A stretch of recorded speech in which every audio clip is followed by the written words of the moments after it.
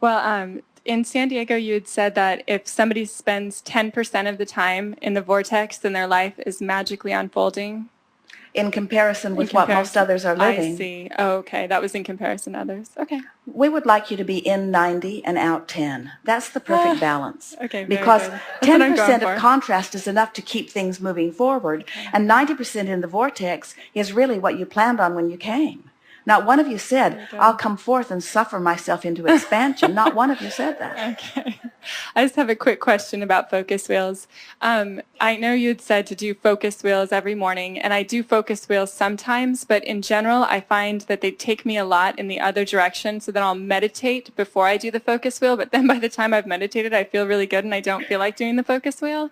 But that kind of goes back to what you were saying before, Well, just to look at see it. what we're talking about. Yeah. Those were perfect words, because the meditation takes you into the vortex, and from inside the vortex, there's nothing to clean up. Right. But this goes back to the earlier question that you were talking about. Do I focus or do I let it go? Right. And the meditation causes you to let it go. So the reason that we teach focus wheels at all is because we think that it is so fun to be physically focused and have your hands in the clay in such a deliberate way. Yeah. In other words, it is really fun to take and purposeful and valuable to take an issue and move it to a better place, and then take that issue and move it to a better place. Because if you take here's the distinction. If you have an issue and you meditate, so you've distracted yourself from it and you've tuned yourself to a higher vibration. But you are, in that 10% of the time that you're out of the vortex, out there in the world observing, there's a high probability that in that short time you're out there, that issue is going to rear its head again, and you're going to then go rushing off to meditate in order to free yourself from it. Sure. Where if you take the time with a focus wheel to leave it in a better place and then leave it in a better place, then what you've done, you've meditated and left things alone, but you've focus wheeled and really cleaned them up. So now, in that 10% of the time that you're outside the vortex, there's none of that's active in your vibration anymore because you cleaned it up.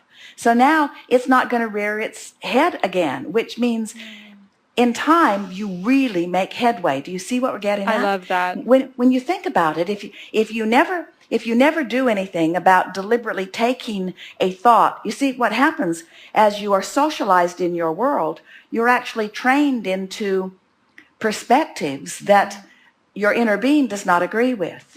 And when life causes it to be activated, then you've got that negative emotion, which is your indicator that you've got an active vibration that your source does not agree with. So if you take the time to retrain that active mind so that you come into alignment with source on that subject, now you do it once, and it might take you a month of focus wheels, but you've done it. And think how much leverage you're going to have, because then that's all that time that you don't have to meditate in order to release something. You see what we're getting at? I do. We want you to be fully focused in this physical life. In other words, we teach meditation because it's far better for you to be in a state of no thought than in a state of resistant thought. But it's not natural for you to be physically focused and be in a state of no thought. Right. You didn't come forth to not think. You came forth to think. So we're only teaching the non-thought as a sort of last-ditch effort. Gotcha. We want you to focus. And so now what are we saying? It may be coming across a little confusing here today, because we're saying focus feelings, we're saying get into the vortex, we're saying let it go. And you have pinpointed all of that and brought it to a very acute conversation. And what we really want you to hear is focusing is where the joy of life is. Creators focus. Creators focus. Yeah. Creators focus. We're just saying if you'll focus your feeling first, you'll get in the vortex. And then from inside the vortex, as you focus your thoughts, now you're really cooking. I like it. I just have one more. Go ahead. For example, don't you love having a conversation with someone who's really thought a lot about life? Isn't it fun It is. to talk to them about what they know and hear what they know and hear what their plans are? And don't you just love the people who have more definition in their conversation as compared to those who are vaguer? Isn't it more satisfying to be specific than vague? And isn't it more fun to have specific conversations than vague ones? Yeah. But what if a person is having a very specific negative conversation? You'd want them to be vague, wouldn't you? Yeah. Or you might get vague. In other words, but if they're tuned in, now you want them to be specific. So that sort of says it in another way, doesn't it? It does.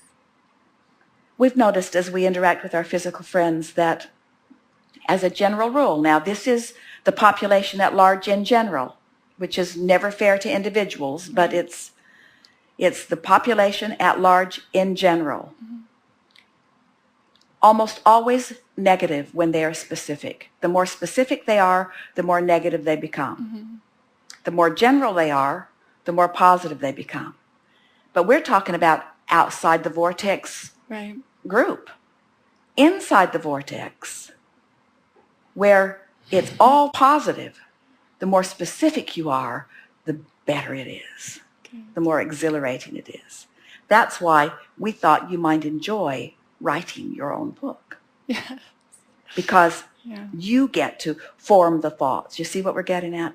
That's all. We're not saying that what you have cooked up is not a good idea. Yeah. We just know specific feels better. So now that brings us to another conversation. Which is better, me specifically involving myself or me delegating?